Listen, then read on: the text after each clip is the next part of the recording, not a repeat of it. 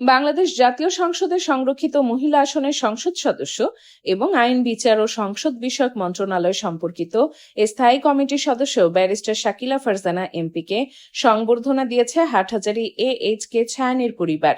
শুক্রবার ৩রা জুলাই চট্টগ্রামের হাটহাজারী উপজেলার ফতেপুরে আয়োজিত এক অনুষ্ঠানে প্রধান অতিথি হিসেবে উপস্থিত ছিলেন ব্যারিস্টার শাকিলা ফারজানা এমপি। এ সময় তাকে ফুলেল শুভেচ্ছা জানানো হয় এবং সম্মাননা স্মারক তুলে দেন আয়োজকরা। অনুষ্ঠানে সভাপতিত্ব করেন বিশিষ্ট রাজনীতিবিদ, সমাজসেবক ও শিক্ষানুরাগী MG কিবরিয়া।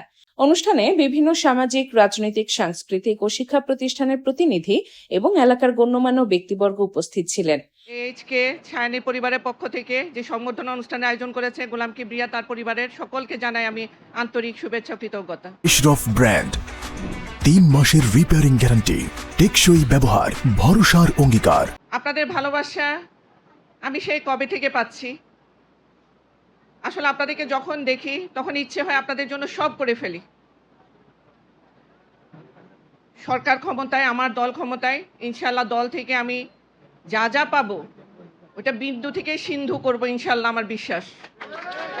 দীর্ঘ 2009 সাল থেকে এই হাটহাজারী তথা বীর চট্টলার যারা মামলা হামলায় নির্যাতিত ছিল, এমন কোনো নেতাকর্মী নাই যে ব্যারিস্টার শাকিলা ফারজানা থেকে আইনি সহযোগিতা পায় নাই।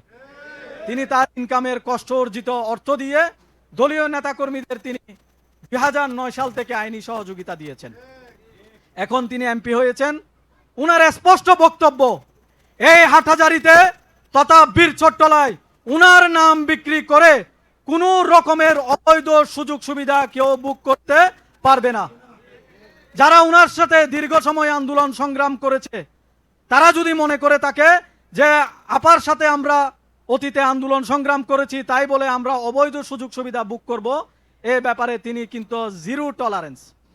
তিনি একজন পেশায় আইনজীবী, তিনি একজন স্বচ্ছ পিতার সন্তান এবং তিনি নিজেও বিশ্বাস করেন তিনি উনার বাবার মতো এই হাটহাজারীর আপামর যারা জনসাধারণ রয়েছে তাদের জন্য উনি উনার জীবনটা তাদের সেবায় নিয়োজিত রাখবেন ইনশাল্লাহ। অনুষ্ঠান শেষে অতিথিরা ব্যারিস্টার শাকিলা ফারজানা এমপি সুস্বাস্থ্য, দীর্ঘ রাজনৈতিক জীবন এবং দেশ ও জনগণের কল্যাণে তার অব্যাহত সাফল্য কামনা করেন।